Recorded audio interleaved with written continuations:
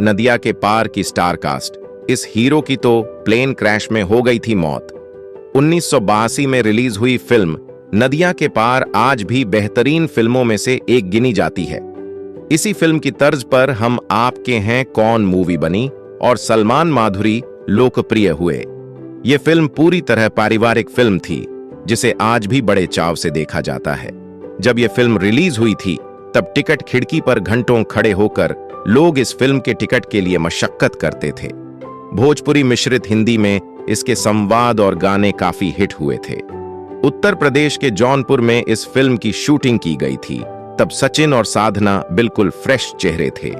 यह फिल्म न केवल उत्तर प्रदेश और बिहार में बल्कि पूरे देश में ब्लॉकबस्टर साबित हुई थी। फिल्म की रिलीज के इतने साल बीत चुके हैं, लेकिन क्या आप जानते हैं इसमें काम करने वाले सितारे अब कहां हैं और कैसे दिखते हैं? फिल्म नदिया के पार की गुंजन तो आपको याद ही होंगी। गूंजा का किरदार निभाने वाली ये हीरोइन थी साधना सिंह।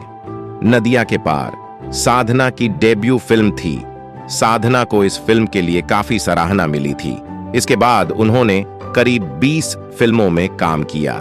इसमें जुगनी और मुक्काबाज जैसी फिल्में शामिल हैं। साधना लंबे समय से लाइमलाइट से दूर हैं। साधना का सपना हीरोइन बनना नहीं था, इसलिए सफल डेब्यू के बाद उन्होंने गिनती की कुछ फिल्में की और फिर फिल्म इंडस्ट्री छोड़ दी। इसके बाद उन्होंने टीवी का रुख किया। साधना सिर्फ एक बेहतरीन हीरोइन ही नहीं बल्कि उम्दा सिंगर भी हैं। इस फिल्म में सचिन पिलगांवकर ने चंदन का किरदार निभाया था। सचिन ने महज 4 साल की उम्र में ही एक्टिंग की दुनिया में डेब्यू कर लिया था।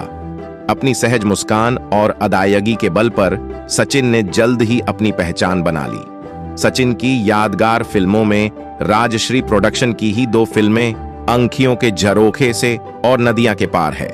शोले, त्रिशूल, सत्ते पर सत्ता जैसी कई यादगार फिल्मों में सचिन ने छोटा लेकिन अहम रोल निभाया।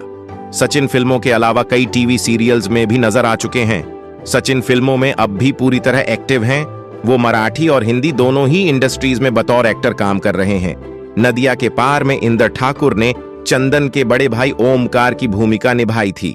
हालांकि 35 साल की उम्र में ही उनकी परिवार संग मौत हो गई थी। 23 जून 1995 में हुए air India flight Kanishka 122 crash में उनकी मौत हो गई थी। इस हवाई जहाज में बैठे सभी 307 पैसेंजर और 22 क्रू मेंबर्स की मौत हो गई थी। ये एक साजिश के तहत किया गया हमला था। फिल्म में ओमकार की शादी वैद्य की बड़ी बेटी रूपा से होती है। रूपा का किरदार मिताली ने निभाया था।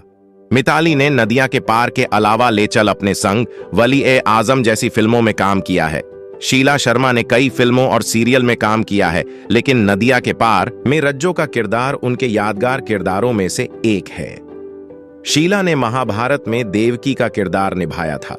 शीला की पहली फिल्म 1982 में आई सुन सजना थी, लेकिन पहचान उन्हें उसी साल रिलीज हुई फिल्म नदिया के पार से मिली थी। लीला मिश्रा बेहद खूबसूरत अभिनेत्री थीं, लेकिन उन्होंने कभी कोई लीड रोल नहीं निभाया। ऐसा नहीं था कि उन्हें लीड रोल ऑफर नहीं हुए, बल्कि उन्होंने करने से ही मना कर दिया था। इसके पीछे की वजह कही जाती है लीला मिश्रा को पराये मर्दों का छूना बिल्कुल भी पसंद नहीं था। यही वजह थी कि वो हमेशा ही माँ, मौसी, नानी और चाची वाले किरदारों में ही नजर आती थीं। नदिया के पार में उन्होंने काकी का किरदार निभाया था। लीला मिश्रा का निधन 17 जनवरी 1988 को दिल का दौरा पड़ने की वजह से हुआ था। वीडियो पसंद आई तो एक लाइक और चैनल को सब्सक्राइब जरूर करें। Thanks for watching.